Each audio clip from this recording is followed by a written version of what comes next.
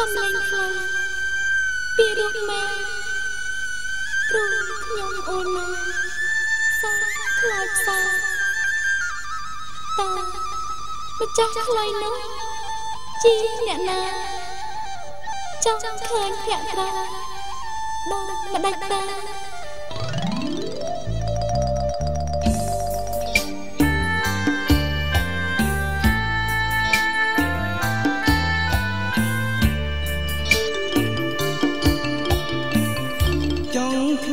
ចង់ស្គាល់បងមកដល់ហើ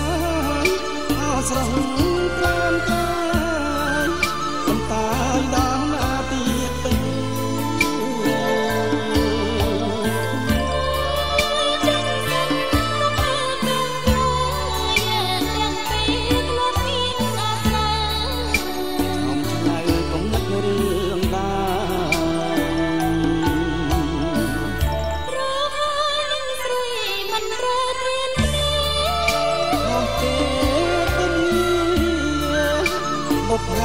ត្រូវការសំសាដូចមានរូបបងត្រូវការស្រីឆ្នាមមានរូបបងគឺមានដងហាមានទាំងសង្សារដួងใจ